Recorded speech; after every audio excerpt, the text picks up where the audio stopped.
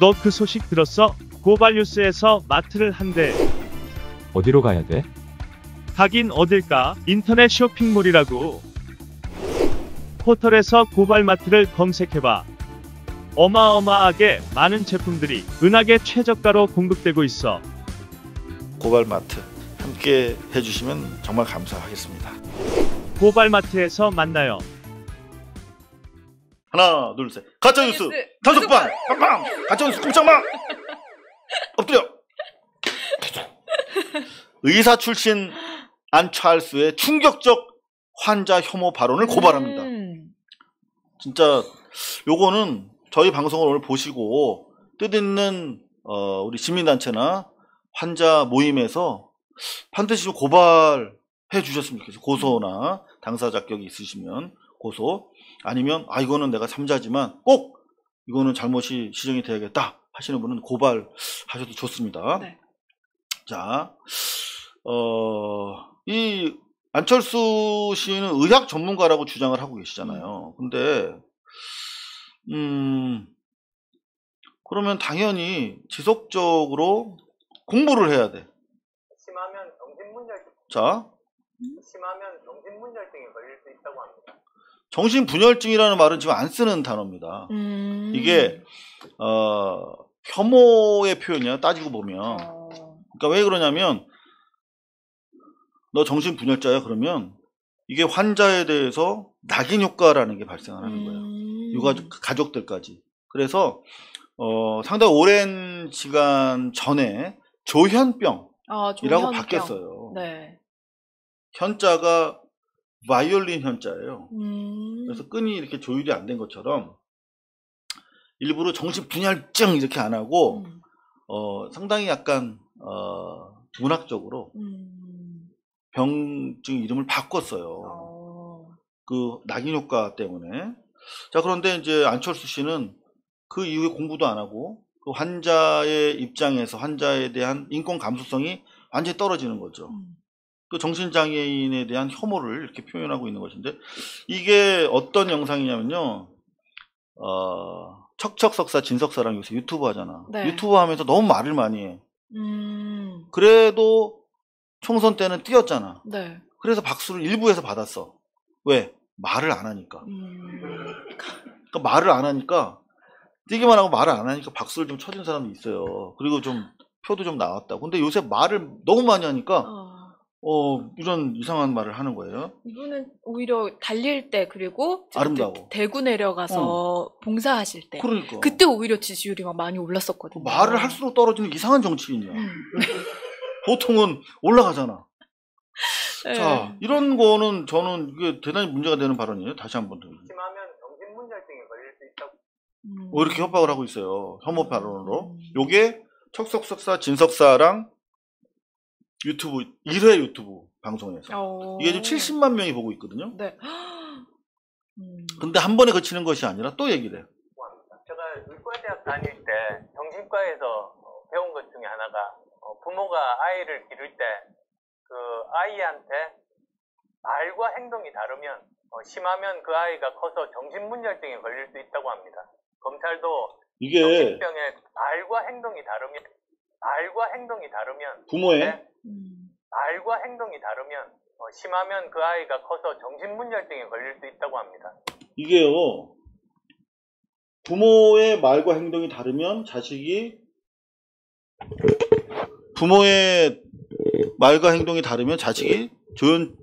조현증에 걸릴 수 있다. 조현병에 걸릴 수 있다. 네. 이거는 모든 조현병 환자의 부모를 모독하는 얘기예요. 모든 조현병 환자들의 부모가 말과 행동이 다르게 아이에게 했기 때문에 생겼다는 거 아닙니까? 이거는 제가 정신과 전문의 선생님들한테 여쭤봤는데, 네. 이거는 매우 비과학적인 얘기라는 거예요. 매우 비과학적인 얘기를 마치 자기가 의대를 나온 의사 전문가처럼 행세하면서 얘기를 하고 있는 것이죠. 이거는 조현병 환자 가족들에 대한 어마어마한 명예훼손입니다. 그렇게 따지면 부모의 말과 행동이 다를 경우에 조현병이 발생할 가능성이 높다. 그러면 고쿠미노치 까라당 의원들의 자식들은 다 조현병 걸려야 되는 거야. 안 그래요? 그렇잖아. 아, 맞아요. 이거는 대단히 심각한 명예훼손입니다. 이거는 환자 가족들이 분명히 문제 제기를 하셔야 될 것 같아요. 자, 그리고 또 얘기합니다. 정신분열증에 걸릴 수 있다고 합니다. 검찰도 그 아이가 커서 정신분열증에 걸릴 수 있다고 합니다. 검찰도 정신병에 걸리고 있는 것 같습니다. 계속 정신병 얘기를 해요. 정신과 전문의세요, 혹시? 아니, 잘 알지도 못하면서 네. 계속 정신분열증 다시 한번 쭉 한번 보시죠. 심하면 정신분열증에 걸릴 수 있다고 합니다. 제가 의과대학 다닐 때 정신과에서 배운 것 중에 하나가 부모가 아이를 기를 때 그 아이한테 말과 행동이 다르면 심하면 그 아이가 커서 정신분열증에 걸릴 수 있다고 합니다. 검찰도 정신병에 걸리고 있는 것 같습니다. 심하면 정신분열증에 자, 걸릴 지금 수 있다고 합니다. 제가 의과대학 다닐 때 여러분들 제 이야기를 듣고 보시니까 골 때리지 않습니까? 그죠? 이렇게 함부로 정신 건강에 문제가 있는 환자를 명예훼손하는 거, 혐오적 발언하는 거, 이거는 정말 인간에 대한 인격 감수성이 너무나 떨어지는 행위죠. 요거는 반드시 환자 단체라든가 인권 단체에서 문제를 좀 삼아줘야 저분 앞으로 계속 정치하실 분이니까 더 큰 실수하기 전에 조금 수정될 기회를 제공하는 게 필요할 것 그렇죠. 같아요. 근데 누군가가 특히 이제 여권의 인사가 이런 안철수 대표의 발언을 보고 혹시 정신병 걸린 거는 그쪽 아니신지 이렇게 만약에 얘기를 하면은 아마 언론에서 정신병 환자들을 비하한다 이런 식으로 기사를 쓸 것 같다는 그렇죠. 생각이 듭니다. 만약에 네. 민주당 의원이 이걸 받아서 한마디 하면 그땐 비로소 또 이제 쥐새끼 같은 언론들이 또 막 몰려들어가지고 막 또 아마 기사를 쓸 겁니다. 진짜. 자, 이게 지금 오늘 한겨레 기사인데요. 야, 이거 너무 부러워서 가져왔어요. 독일 집권당, 독일 여당인데 의대생을 50% 증원 추진한다는 거예요. 그랬더니 뭐래요? 의료계 만약에 우리나라 같으면 의료계 또 집단 뭐 진료 거부하고 막 막 그러겠죠. 근데 의료계 환영한대. 이게 환자를 생각하는 정상적인 의료인들의 자세죠. 그죠? 그나마 독일은 1000명당 의사 수가 한국의 2배인데도 여전히 의료 인력이 부족하다. 특히 농촌에 아마 독일도 마찬가지인가 봐요. 농촌에 의사 선생님들이 부족한 거야. 네. 그래서 아예 농촌 지역 의사 할당 제도. 지금 쟤들은 야 의사가 공공재냐 이러면서 사회주의 공산당이냐 뭐 이러고 있잖아요. 공공재가 아니라고 하면서 나라에서 주는 혜택은 또 다 받아가려고. 그리고 특별법 자신들을 지원하기 위한 특별법을 만들어달라고. 공공재도 아니면서 의료법 자기들이 만들어가지고. 지들이 만들고 건보에서 의료 수가도 지들이 정하게 해달라고 그러고. 세상에 자기네가 그렇게 다 북치고 장구치고 하는 나라가 어디 있어? 그게 공산당이지. 의사 공산당. 독일 집권당. 근데 독일도 지금 이제 코로나19 때문에 뭔가 의료진이 좀 부족해지니까 이런 대폭 증원하는 그런 결단을 내린 건가요? 그렇죠. 그러니까 의사들이 힘드니까. 근데 사실 한 4-5달 전만 해도 김현수 그 서울대 병원장이 하신 말씀하고 똑같아요. 이게. 12월 달에도 5월 달에도 한국경제. 작년 12월 달에는 매경에 썼어요. 의사 수 부족하니까 늘려야 그렇죠. 된다고. 자, 이게 독일만 그런 거 아닙니다. 프랑스. 코로나 과로로 유럽 의사들이 파업을 했다. 그렇게 파업을 하는 건 인정. 근데 이 사람들은 지들이 밥그릇을 더 챙기려고 파업하는 게 아니야. 깜짝 놀랐어. 여기다가 보니까 환자들을 위해서 파업했네. 어쩐지 난 너무 잘생겼더라고 이 사람이. 근데 약간 좀 호감이 들었어. 아니 다들 너무 예쁘고 잘생기셨는데요. 다들 뭐 관상학적으로 보면 관상이 과학이라는 말씀 많이 하시는데 관상 사이언스다. 또 의사들 파업했어? 프랑스? 나쁜 놈들인가? 하고 하더니 인상이 좋아서 보니까 환자들을 위해서 더 많은 공공병원이 필요하고 더 많은 의료진이 필요하기 때문에 예산을 투입해달라. 라면 파업을 하면 이 정도가 돼야 파업을 하다가 뭐 체포되고 그래도 좀 명분이 있고 의미가 있는 거지 말이야. 지네 어떻게 특별법 만들어 달라고 그러고 지네 돈 예산 땡겨 달라고 그러고 지네가 의료 수가 조정할 수 있게 해달라고 지네 밥그릇 때문에 지네가 그렇게 지네처럼 그렇게 파업을 하는 게 얼마나 쪽팔린 짓입니까? 얘들 보세요. 환자를 위해서 더 많은 공공병원 지어달라, 의료진을 더 뽑아달라라고 파업하는 게 이게 정상적인 국가에서 정상적인 배운 사람들의 행동이죠. 독일, 프랑스, 자, 요거 기사 중요합니다. 자, 포천 미군 장갑차 4분이 돌아가셨어요. 요거 지난번에 제가 말씀드렸죠. 네. 앞뒤에 콘보이 호송차가 충분한 안전장치를 밤이고 낮이고 해야 되는데 없었다. 네, 규정을 따르지 않은 거죠. 네. 그래서 손해배상 반드시 들어가야 된다라고 하는 전문가 기사가 처음으로 나왔네. 아이고 반가워. 신영배 전문기자. 네. 거의 아직도 기사가 안 나오고 있어요. 자, 그런가 하면 요거 조금 중요한 거라서 제가 가져왔는데 제 전공이거든요, 이게. 동맹. 냉전 동맹. 네. 네. 이 변희재 씨가 제 박사학위 논문이 표절됐다. 라고 조국 교수 다음으로 저를 지목해서 기사를 썼어요, 미디어와치에서. 나는 그렇게 중요한 사람 아닌데 왜 나한테 그랬어? 아무것도 아닌데. 그냥 조용히 살고 있었는데. 그래서 1년 동안 제가 연세대학교 연구 진실성위원회 그래서 조사를 했어요. 그래서 받으신 거예요? 그럼요. 1년 만에 별 문제 없다.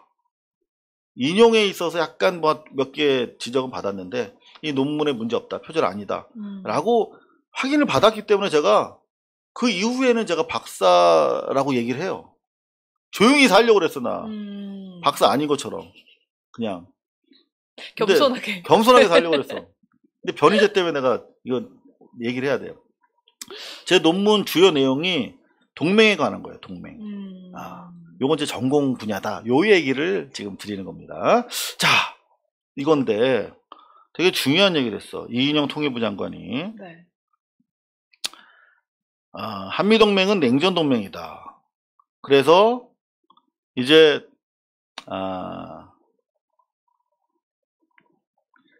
여기 있다. 한미동맹이 냉전동맹이기 때문에 네. 평화동맹으로 넘어서야 된다라고 얘기를 한 거야.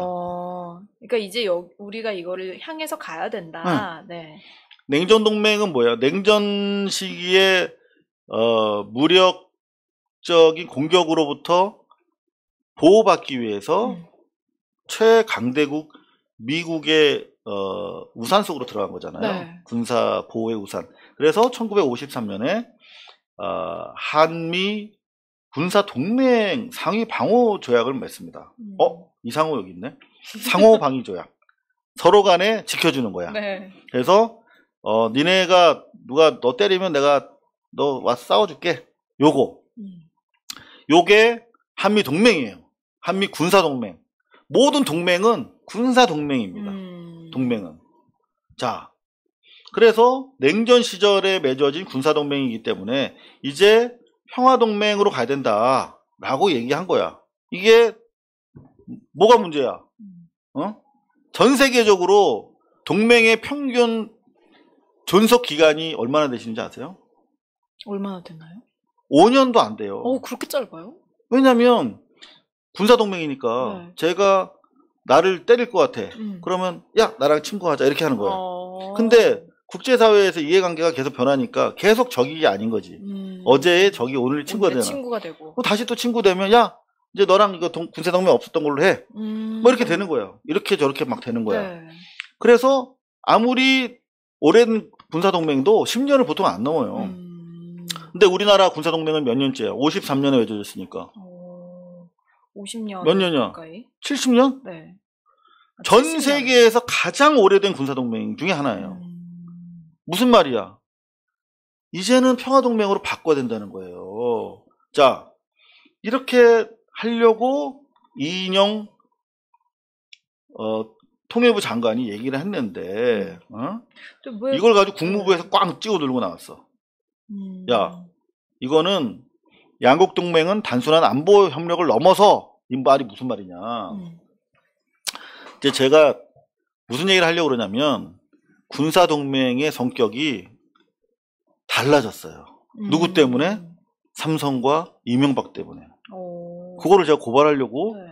요 긴 얘기를 시작을 한 겁니다. 삼성과 이명박이 왜 여기 바로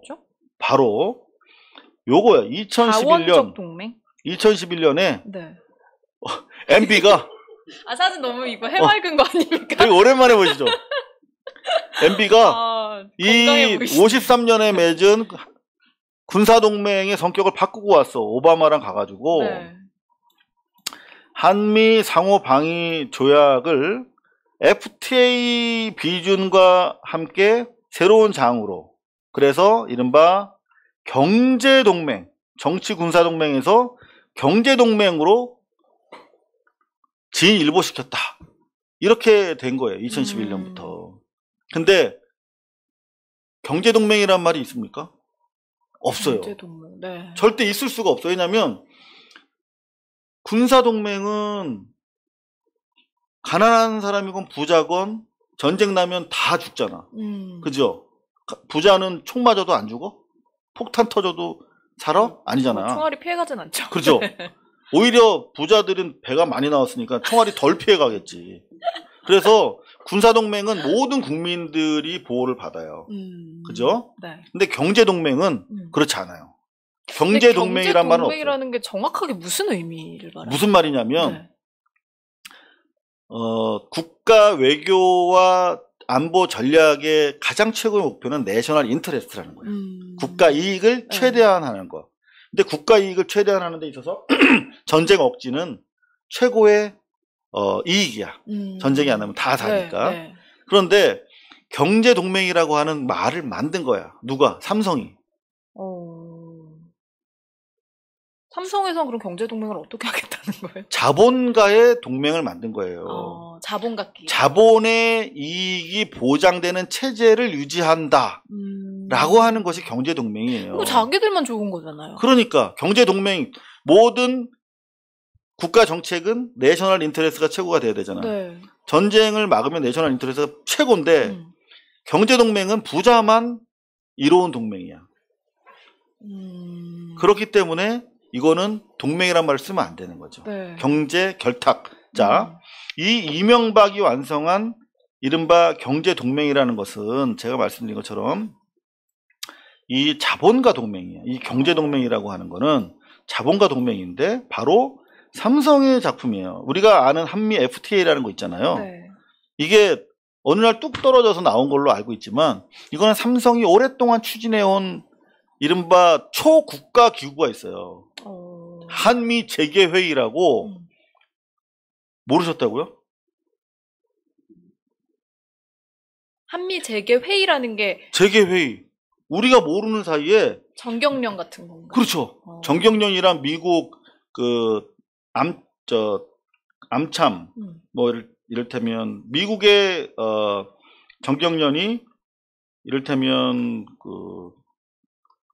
경제인 연합 뭐 이런 것들이 있어요. 체인버 조금 이따 찾아드릴게요. 자, 한미 FTA는 한미 FTA를 타결하기 위해서 정경련이 미국에 있는 정경련과 같은 단체랑 오랫동안 준비해오고 추진해온 거예요. 그래서 우리도 모르는 사이에 미국과 한국의 정부를 초월하는 이른바 초국가 기구가 있었던 거야. 그래서 여기서 수많은 분과가 있어서 거기서 FTA를 위한 사전 준비를 다 해서 의제와 그 합의 내용을 다 얘들이 정한 거예요. 그래서 양국 국가 원수가 사인만 한 거야. 그리고 한국 경제인연합회는 여러분들이 다 아시다시피 삼성이 주도하는 거잖아요. 이를테면 FTA 금융조세, 지적재산권, 노동비자 문제 등 되게 많은 분야별 분과 회의가 있는데 이거를 한국 정부가 아니라 양국 자본가들이 다 만나서 비밀 회의를 해요. 아무도 기자가 출입이 된 적이 없어. 왜 이걸 근데 비밀로 하는 거죠? 지네끼리 그러니까 이게 뭔가 얘기를 해야 모두의 되니까. 이익을 위한 게 아니라는 게 여기. 그러니까 경제 동맹이란 말을 쓸 수가 없는 거죠. 자본가들의 결탁에 불과한 것이야. 자, 이렇게 해서 금융조세, 직접재산권 분과까지 자기네가 다 몰래. 그러니까 이게 삼성이 주도한 것인 거죠. 삼성 전국 경제인연합회라고 하는 건 삼성에 의한 삼성의 사실은 기구인데 다른 데는 다 회장이 오잖아 여기. 그죠? 근데 삼성은 전자 부회장이 와. 이씨 일가가 안 가요. 같은 동급이 아니니까. 그렇게 해서 수차례 계속 열립니다. 그래서 이를테면 신라 호텔에서만 열려. 그렇죠. 주한 미국 상공회의소. 그렇죠. 암참이랑 예, 전경련이랑 신라 호텔에서 비공개로만 진행됩니다. 무조건 비공개야. 이거는 일반 국민들이 알 필요가 없어. 왜? 자본가들이 초국가 단체에서 결정하니까. 자, 그렇게 해서 전경련 삼성에 의해서 사실상 FTA가 추진되고 이후 이명박에 의해서 확고하게 다져지고 군사동맹의 성격이 이른바 자본의 결탁에 의한 그들의 표현대로 경제동맹이 된 거예요. 요거를 다시 군사동맹으로 되돌려서 군사동맹이라는 건 뭐야? 바로 해체를 전제로 하는 거니까 평화동맹으로 가자라는 게 이인영의 통일부 장관의 주장이에요. 근데 쟤들은 야, 이거 군사동맹 계속 유지돼야 돼. 경제동맹으로 승화됐기 때문에 이제 한반도에서만 이 동맹이 작동하는 것이 아니라 전 세계를 범주로 작동하게 될 거야. 라고 말하는. 그럼 이 군사동맹이 자본가들의 결탁하고 무관하지 않은 거네요? 그렇죠. 그러니까는 이제 이게 해체가 되는 거를 반대를 하는 거고. 그래서 미국은 계속 뭘 원하냐면 주한미군은 한반도의 평화를 위해서 1953년 한미 상호 방위 조약을 지키기 위해서 있는 거잖아요.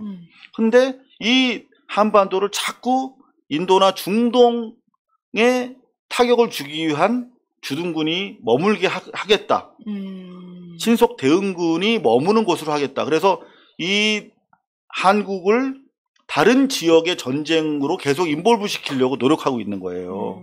이 군사동맹이 경제동맹이라고 하는 이름으로 미명하에 지금 달라지고 있는 거죠. 우리의 국민들이 손해를 보고 있다. 자, 이런 차원에서 우리가 좀 알아야겠다는 생각으로 말씀을 드렸고, 자, 이게 왜 가짜뉴스인지요? 네.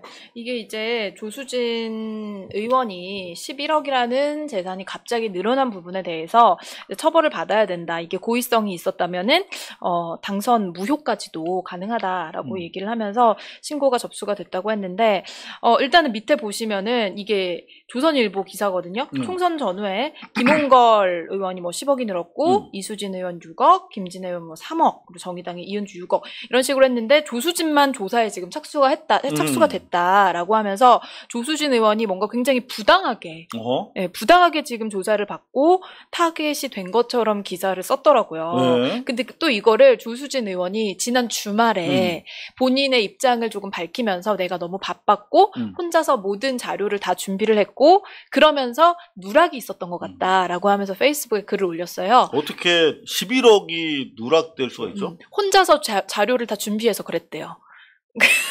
근데 아니, 이걸 같이 하는 사람도 있나요, 그러면? 아니, 혼자 하든 뭐 때로 하든 11억을 보통 우리가 남 줄 거는 까먹을 수 있어도 내가 받을 채권이 5억이고 합쳐서 11억이면 그거를 모를 수 없죠. 그렇죠. 근데 이제 그게 본인이 어쨌든 고의로 누락을 시킨 게 아니다. 실수였다라고 지금 실수였다라고만 얘기를 하고 있기 때문에 이게 어떻게 밝혀질지는 모르겠는데 이 기사를 딱 링크로 걸었더라고요. 조수진 의원이. 그러면서 이 기사가 제가 봐도 딱 물타기거든요. 이분들이 이렇게 재산이 오르게 된 거는 뭐냐면 부동산 가격이 많이 올랐잖아요. 아하. 그래서 이제 그 시세 차익이 반영이 되면서 이게 좀 올라간 부분들이 있는데 그 짧은 시간 동안 네, 그렇죠. 요 분들은 무슨 뭐 돈을 뭐 기억 못하거나 그런 거랑은 전혀 질적으로 그렇죠. 다른 거네요. 그러니까 신고가 된 부분에 있어서 거기서 이제 신고가 된 부동산들이 시세 차익이 올라가면 그 시가가 올라가면서 시세가 올라가면서 이렇게 가격이 반영이 된 거거든요. 근데 그거를 여기에 쓰는 것 자체가 현금성 자산이 늘어난 거하고는 다른 건데. 다른 건데 마치 조수진만 표적으로 네. 이렇게 당하고 있는 것처럼 야당의 누구처럼. 네. 그러면 여기 열린당이나 정의당은 야당 아닌가? 그러니까요. 그것도 이상하네. 여당으로 분류를 하시더라고요. 되게 이상하네. 조수진만 야당이야? 그렇게 따지면은 김진애 이은주도 야당이라고 그래야죠. 네.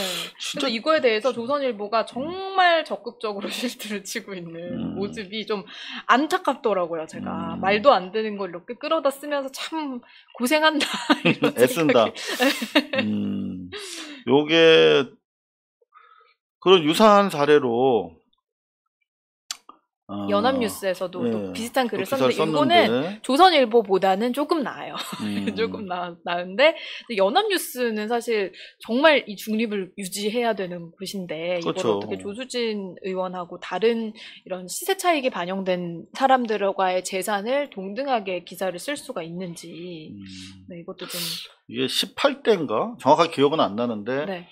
재산 누락시켰다가 당선 취소된 분이 계세요. 네. 그런데 조선일보에서 뭐라고 얘기를 하냐면 네. 조수진 의원이 그래서 이제 당선 취소가 될 수 있다라고 얘기가 나오니까 그 비례대표 의원 같은 경우에는 네. 그게 재산 내역이 뭐 공개가 되는 게 필수가 아니고 사람들이 이 비례대표 의원의 재산을 보고 뭐 뽑을지 말지를 결정하는 게 아니기 때문에 이 조수진 의원의 재산 신고 변동 내역이 그다지 당선에 큰 영향을 미치지 못했다. 이런 식으로 기사 그러면 얘기를 영향 하더라고요. 미치지 않을 만한 정보인데 뭐하러 공개하게 하죠? 그러니까요. 그러면 비례대표는 그럼 다 그거 하지 말게 해야지. 비례대표는 그냥 사진만 딱 걸고 네, 해야지. 재산 영원이라고 해도 아무 문제가 없다. 그렇지. 이런 건가요? 어머, 네. 진짜 조선일보가 옛날엔 조금 그래도 좀 날카로움이 있었는데 그냥 의도가 너무나 앞선 그런 실패작들이. 네.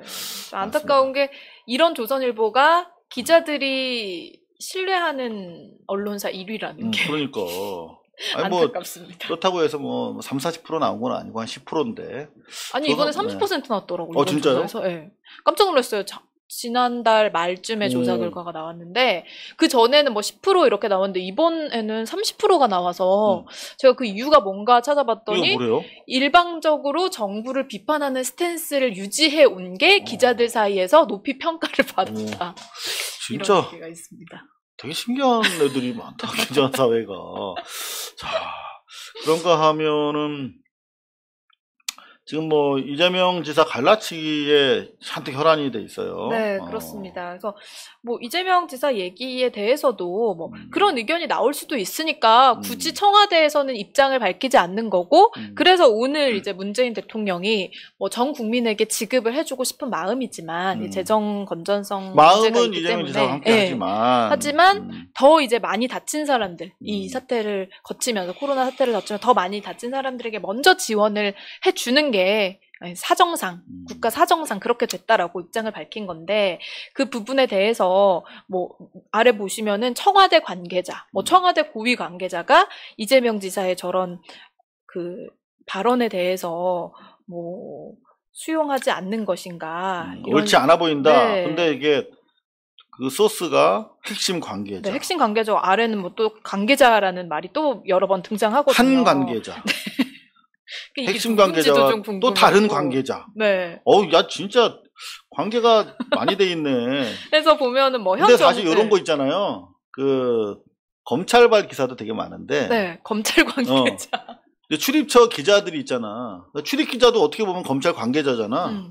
지네끼리 이렇게 멘트를 나눠서 하기도 했다가 문제가 된 적도 있어요. 그러니까 서로 관계자라고. 진짜 이런 기사를 관계자가 3명 나오네. 다른 관계자, 한 관계자, 핵심 관계자. 청와대 인맥이 아주 나도 활발하시네요. 얘도 기사 쓰다가 헷갈리겠다. 핵심 관계자인가, 한 관계자인가, 다른 관계자인가, 네. 그 관계자가 그 관계자인지, 핵심 관계자인지, 다른 관계자인지. 네, 이럴 거면 차라리 뭐 관계자 A씨, 관계자 B씨 이렇게 하는 게 낫지 않을까. 그러니까. 네. 이렇게 관계자가 3명 등장하는. 그리고 이게 뭐 현 정부와 각을 세우는 차별화를 통해서 본인의 존재감을 드러내겠다는 이 지사의 생각이 담긴 것이 아니냐는 지적이다. 라고 얘기가 나오는 거, 제가 보기엔 이거는 분명히 기자의 생각인 것 같거든요. 요거는 네. 다른 관계자, 한 관계자 하다가 요거는 심정 우회적으로 드러낸 언급으로도 네. 볼 수 있다라고 자기가 나왔어. 이게 문학도 아니고 왜 본인의 생각을 이렇게. 야, 이게 그러니까 네. 여기다가 원래 불편한 심정을 우회적으로 드러낸 언급으로 볼 수 있다는 또 더 다른 관계자도 있다라고 하려다가 보니까 관계자가 너무 많은 거야. 그래서 그냥 관계자 그냥 뺐어. 그래서 보니까 언급으로 볼 수 있다고 자기가 딱 드러난 거야. 그냥 가면 쓰고 기사를 썼다가 살짝 벗겨지니까 내가 나왔네. 이렇게 된 거지. 본인도 모르게. 자기도 모르게. 알고 보니까 관계자가 자기였어. 청와대 출입기자니까 관계자야, 청와대. 이렇게 관계자가 골 되고 등장하는 기사는 또. 이게 총 관계자가 4명 나오네, 그러니까. 야, 진짜. 그렇습니다. 쓰레기다, 쓰레기, 진짜. 무슨 뭐 좋은 의미 있는 기사도 아니고 이따위 기사 쓰려고 관계자를 4명이나 쓰니? 네. 에이. 이것도 연합뉴스인데요. 배신의 불길. 네, 배신의 불길이라는 거는 이재명 지사가 이제 실제로 SNS에 썼던 표현은 맞습니다. 그래서 전체적으로 나도 이제 좀 지원을 받지 않을까 기대하고 있었던 일부 국민들이 한 60% 가까운 국민들이 생각하는 것을 또 누군가는 얘기를 해줘야 되잖아요. 네, 그러면서 맞아요. 이제 하나의 민주당의 스펙트럼이 넓어지고 더 많은 선택지를 국민들은 갖게 되는 것이죠. 네. 그리고 분명히 이재명 지사가 얘기했잖아요. 여기 했잖아. 당정청의 결론을 수용하겠다는 뜻을 밝힌 것이다. 네. 그럼 끝난 겁니다. 근데 이회창, 정동영, 유승민까지 가져와서 이재명을 보내고 싶네. 그러니까 이분들은 너무나 간절하게. 지금 그래도 대선 지지율이 이낙연 대표하고 엎치락뒤치락 하면서 여당의 굉장히 강력한 대선 후보 둘 중에 한 명이잖아요. 그렇죠. 근데 이분들을 끌어들여서 이분들은 어떻게 보면 지금은 이제 정치계에서 대선 후보까지는 거론이 될 수 없는 분들이기 때문에 좀 깎아내리기를 하려는 것이 아닌가라는 의도가 조금 불순한 기사가 아닌가라는 생각이 들어요. 여기서 원래 우리나라 말에는 수동태가 없습니다. 네. 그렇죠. 이 수동태가 없어요. 근데 수동태를 유독 많이 쓰는 기사가 나쁜 기사입니다. 잘 보세요. 관계자라는 말을 쓰면 관계자가 주어가 되잖아. 근데 주어를 안 밝혔잖아. 한 관계자, 다른 관계자, 핵심 관계자, 그리고 나는 이렇게 말한다. 그죠? 네. 요거는 숨길 수 있어. 근데 첫 문장부터 관계자를 쓰면 안 되잖아. 그래서 고안해낸 게 바로 이런 거예요. 현상이 거론되었다. 이게 거론이 어디서 된 건지. 누가 거론했는지 몰라. 이 수동태는 영어에서 주어를 생략할 때 쓰는 거잖아. by me. 그거를 가로 열고 닫고 없애버린 거야. 그러니까 대자비 현상이 거론됐어? 누가 거론했어? 내가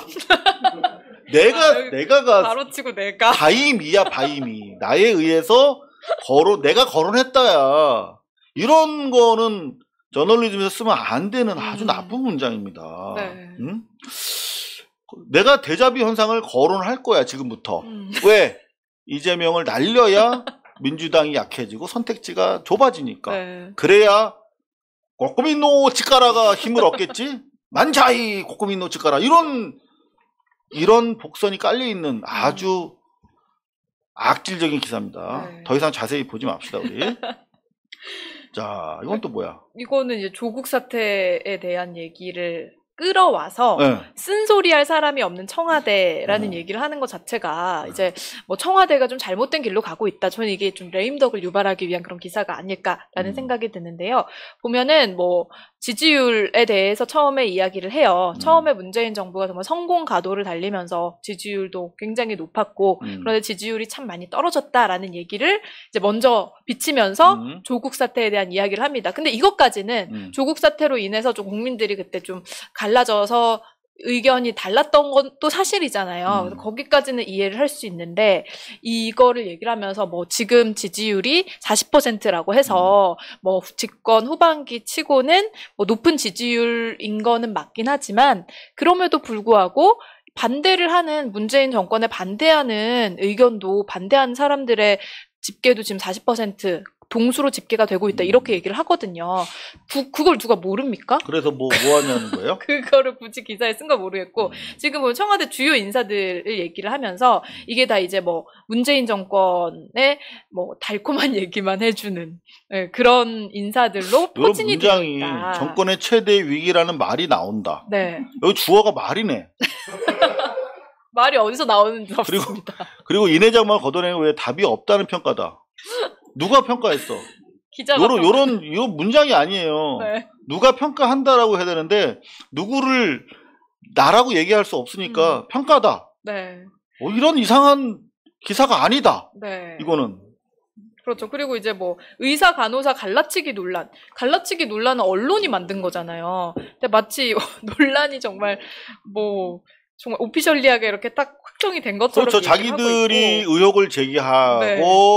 그리고 그 의혹을 기정사실화한 상태에서 다시 또 더 나아간 한 발 더 나아간 기사를 씁니다. 네, 그렇습니다. 그래서 기사가 끝까지 다 이런 식이에요. 그래서 뭐 청와대 관계자가 뭐 일부 뭐 야권 의원이 이런 식으로 얘기를 하고 있는데 국민들 자 여기 보세요. 네. 여기 의사 간호사 갈라치기 논란이라고 처음에 했다가 막 거짓말을 보태놓고 이제 기정사실화해. 바로 앞에서 논란이라고 했다가 두 번째 두 패러그래프 아래에서는 뭐라고 그러냐면 공감 능력 문제는 의사 간호사 갈라치기에 국한된 게 아니다. 분명히 위에서는 논란이라고 그랬다가 이제 네. 거짓말을 했으니까 다 이제 속아 넘어갔겠지. 그러고 공감 능력 문제가 갈라치기에 국한된 게 아니다라며 갈라치기 했다고 이미 기정사실화하고 네. 또 이제 그 다음 거짓말을 시작합니다. 쥐새끼처럼. 아주 나쁜 놈들입니다. 부동산도 진짜 딱 긁을 만한 소재잖아요. 네. 근데 무엇보다 이제, 인해 장막이 문제로 꼽힌다. 이것도 수동태잖아. 누가 꼽았어? 내가 꼽았다.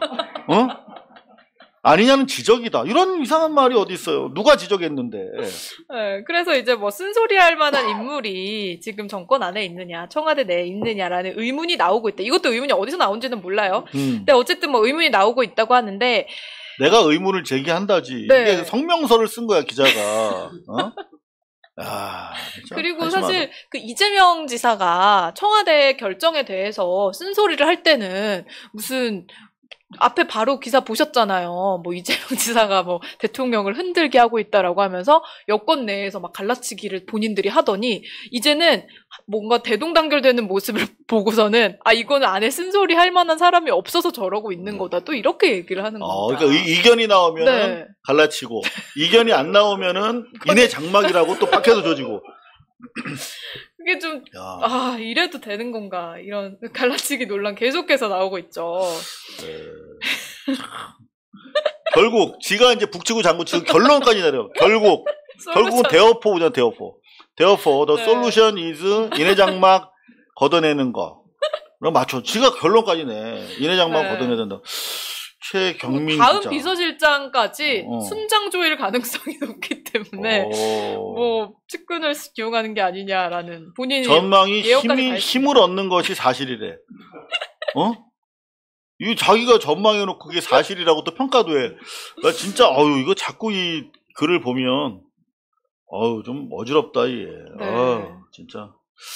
애는 썼는데. 네, 그래서 앞에서 이제 지난달 8월 10일에 굉장히 강력한 부동산 대책이 나왔고 그거에 대해서 그 대책이 정말 나오자마자 시장에 그 허위 매물이 다 들어갔고요. 물론 그거에 대한 벌금을 매기겠다는 정책도 있었지만 다 들어갔고 상승폭이 딱 멈추고 매수세도 그냥 아예 끊겼다고 얘기가 나오거든요. 보시면은 서울의 아파트 매물이 이제 다시 늘어나고 있어. 이건 허위 매물이 아니라 정말로 팔려는 사람들. 그동안은 시세를 올리기 위한 허위 코인 매물이 굉장히 많았거든요. 근데 이제는 정말 그 진성 매도인들이 실제로 이렇게 매물을 늘어내고 있고 다주택자 버티기 끝난다라는 얘기가 나오고 있고 이건 좀 한참 전에 나온 기사거든요. 며칠 전에 이 고가 주택이 즐비한 지역에 경매 물건이 쏟아지고 있다라는 기사입니다. 그래서 경매라는 거는 시세보다도 더 싼 가격에 낙찰이 될 수 있는 거잖아요. 그거 자체가 아래 이제 이유가 나오고 있는데 뭐 코로나19 상황도 있고 정부에서 다주택자 규제를 워낙 이제 강력하게 하고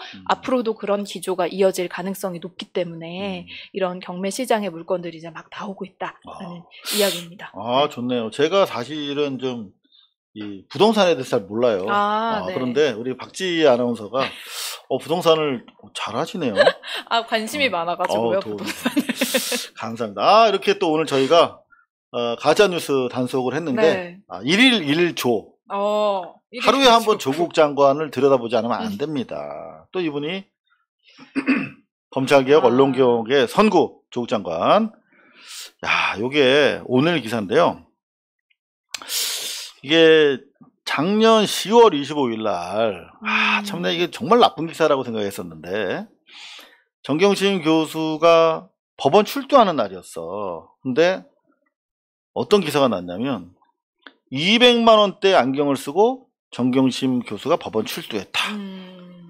한 안경업계 종사자에 따르면 누군가요? 누구야? 한 안경업계 종사자에 따르면 해당 브랜드는 린드버그 혼이라는 브랜드인데 안경 태만 190에서 220대로 가격이 형성돼 있다라고 하는 보도를 했다는 거야. 방송을 했대. 근데 이거 아니라는 거지. 200만 원대 아니고 중저가 국산 안경이다. 베네르 디 1409래요. 자, 그래서 자기한테 당사자의 확인도 안 하고 변호인한테도 확인 안 했기 때문에 이건 악의적인 기사다. 미필적이다. 최소한. 그래서 형사에 이어서 손배소도 하겠다. 라고 A사의 기자들. 또 얘네가 이게 그냥 A사야? 네. 그것도 우리 또 찾아서 또 밝혀드려야죠. 조국 장관. A사가 어딘가 봅시다. 저희가 실명으로 고발하는 걸 원칙으로 합니다. 근데 이거를 그냥 기자를 알려주면 안 되나요? 그러니까 요거 안경이네. 네. 뉴스 펜앤마이크 아이고 그랬어. 펜앤마이크가 김종영 김진기 기자. 김종영 김진기 그리고 뉴스데일리 베스트 관계자들. 뉴스데일리 베스트는 또 같은 내용 방송을 했고 펜앤마이크라는 말을 그렇게 하기 힘들었어. A사라고 했어. 그래서 뉴시스가 고가의 기자가 그냥 기자라서 같이 이렇게 좀 동업자니까 봐주고 싶었어. 남들 자기네가 조질 때는 다 실명으로 조지면서 공인인 기자가 이름을 걸고 쓴 기사를 이렇게 실명으로 비실명으로 이렇게 A사의 B모 C모 기자 이렇게 해줬어. 그래서 네가 뭐 잘못하면 너도 그렇게 익명으로 봐달라고 미필적으로 보험 든 거 아니냐고. 그지? 다시 한번 말씀드릴게요. 펜앤마이크가 태극기 모독부대가 아주 좋아하는 매체죠. 펜앤마이크의 김종형, 김진기 두 기자. 그리고 유튜브네요. 뉴스데일리 베스트는 유튜브래요. 형사 고소했고 허위사실 적시 명예훼손으로 손배소 민사가 곧 들어간답니다. 민사 기대해 주세요. 개봉 박두. 자, 1일 1조까지 가짜뉴스 단속. 펜앤마이크에서는 개천절 집회까지 지금 옹호하는 기사를 내고 있네요. 진짜? 개천절 집회를 옹호해? 그러니까 이낙연 대표 얘기를 하면서 뭐 개천절 집회 응징해야라는 발언에 대해서 이게 협치 맞느냐 이야기를 하고 있습니다. 그럼 코로나19랑도 이렇게 같이 포옹해야 돼. 협치야 그게? 자, 지금까지 가짜뉴스 단속반이었습니다. 숨가쁘게 달려왔네요. 네. 오늘 가짜뉴스 어떠셨어요, 여러분들? 해석해서 들으니까 기사가 재밌다고, 이주희 씨. 네. 바로 그게 뉴스 비평의 맛이죠. 따박따박 고소해서 손배 1억 받자. 우리 박지희 씨는 어떤 댓글이 마음에 가세요? 저요, 조국 장관님 같은 분들이 이제 저렇게 기자들을 응징을 하는 모습을 보여줘야 예, 좀 기자들이 이제 무서운 걸 안다라는 이야기가 있는데 저도 그 예전에 뭐 2차 가해 발언이다라고 해가지고 엄청난 기자들의 먹잇감이 됐지. 네. 그랬었는데 거기서 뭐 박지가 아나운서를 사칭하고 다녔다 이런 기사도 있고요. 그거를 저도 이제 고소를 좀 하려고 정리를 하고 있거든요. 제가 좋은 변호사 아는데 소개시켜드릴까요? 아 정말요? 전문 변호사? 김성훈 변호사라고. 저희 고발뉴스 자문 변호사 네. 제가 알겠습니다. 소개시켜드리겠습니다. 고발뉴스는 여러분의 자발적 후원에 힘입어 운영되는 대한매체입니다. 자본과 외압에 흔들리지 않는 언론으로 키워주십시오. 후원 신청은 지금 고발뉴스닷컴에서 접수 중입니다. 여러분의 많은 참여를 부탁드립니다. 감사합니다.